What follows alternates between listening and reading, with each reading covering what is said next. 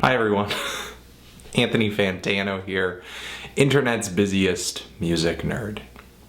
And it's time for a review. Converge, All We Love, We Leave Behind. Converge is a Massachusetts hardcore punk band, and thanks to the band's metal music infusion, ambitious songwriting experimentation, as well as thematic albums and poetic lyrics, they have been one of the most successful and longest running bands in hardcore punk music. Longer than Green Day?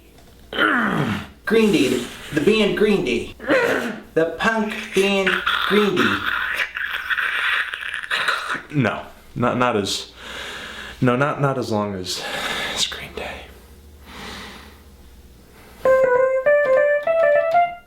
Converge just continues to engage, entertain, and sometimes even surprise fans with one record after another. And Converge's influence on the current musical landscape branches outside of just their records as well. The band's lead singer, Jacob Bannon, is the founder of Deathwish Incorporated, a record label that has put out many great albums in punk music and its subgenres. And guitarist Kurt Ballou is a fantastic record producer, has been behind the boards on numerous records that have been reviewed on this channel. Trap Them, Nails, High on Fire, Kveller Talk, Torch, Black Breath. Now, in my humble opinion, which you should only take as seriously as you would like to, Converge's approach to this style of music, to me, has always been very abrasive, kind of atonal at times, noisy, chaotic, a little sporadic. Between the heavy walls of guitar distortion, the relentless drums, and Jacob Bannon's deafening growls, Converge can be kind of overbearing, especially when you consider Kurt Ballou's production chops have brought the band into slightly heavier territory on their past two records. However, All We Love, We Leave Behind, production-wise, kind of brings a surprising change for me to Converge's music. At 38 minutes, this LP is one of Converge's shorter LPs, and it's a collection of tracks that I think are much less cacophonous than a lot of the band's recent material. The production on this album is just refreshingly transparent, and yet still hard-hitting and adrenaline pumping. And this newfound clarity that Converge has to its sound is apparent right from the first track on this LP, Aimless Arrow. It's a track that opens up with some very noodly guitar, intense drum fills. When the verse kicks in, the guitars start playing some very harmonious chords, and Jacob Bannon comes through with this very clean, kind of impassioned vocal delivery, which has kind of a post-hardcore vibe to it,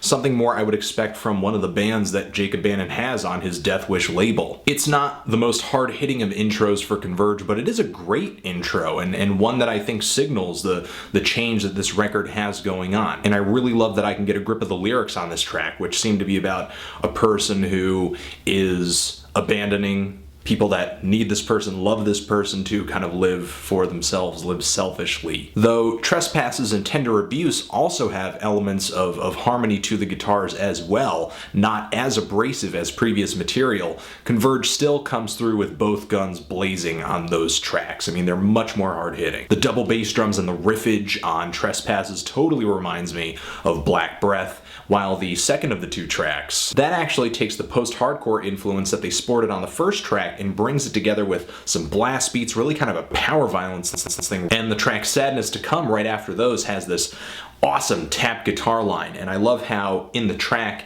it comes off as not being overly technical. It's just really invigorating, along with the guitar solos and the leads that are all over that track as well. Keep in mind, this track is around 3 minutes, longer than many songs on this LP.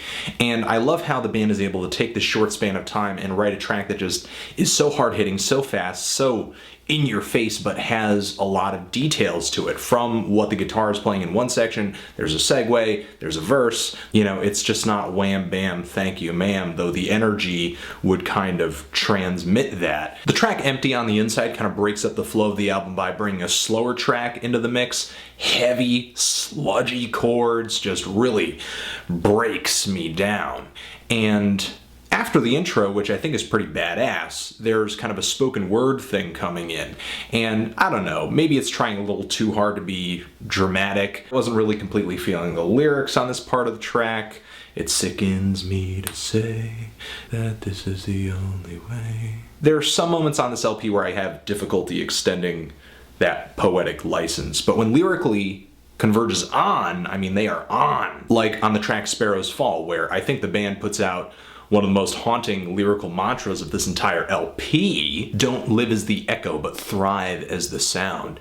And the song Vicious Muse later on the LP, you know, considering the title of that track, I think Jacob Bannon perfectly captures the concept of a vicious muse. The track A Glacial Pace, one of my favorite songs on here, also had spoken word toward the beginning, but that felt even more buried than what I had just heard. There's some pretty progressive changes from one point to another on this track. The song is 4 minutes and 30 seconds, totally justifies its length, and there's a fantastic climax right toward the end of it. But maybe the biggest surprise on this entire LP is another song that I loved a lot, Coral Blue. I was kind of off-put by it at first because of the chorus. It's got this kind of really harmonious, let's all sing together at once kind of quality to it.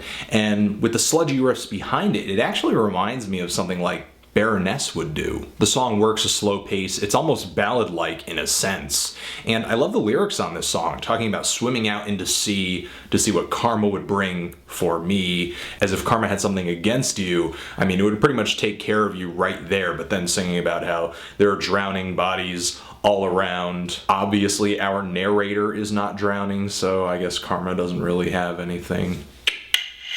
On the title track of this LP, Jacob Bannon comes with cleaner vocals on this album once again, kind of bringing that post-hardcore vibe back into play. And it's a passionate track to title this album after. I mean, really a track that to me sums up the whole feel of this album. Yeah, it's hard-hitting. Yeah, it's abrasive and in your face. And yeah, it's ferocious, but it does have a very strong emotional side to it as well if you read into the melodies, the chord progressions, and the lyrics. And the sludgy closer on this thing, it is a great track, though I do wish it was, you know, another one of those long, drawn-out experimental bits that Converge does tend to throw at the end of its albums.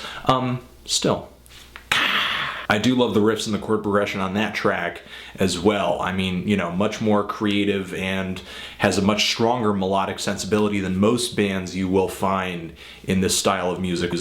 There are moments that, yeah, this is pretty much what I expect from Converge. This is Converge. It does have a flavor of its own apart from the other LPs, even if that flavor does add up to something that is a bit more straightforward than the band usually is. I'm feeling a decent to strong 8 on this LP. What did you guys think of it if you've given it a listen? Did you love it?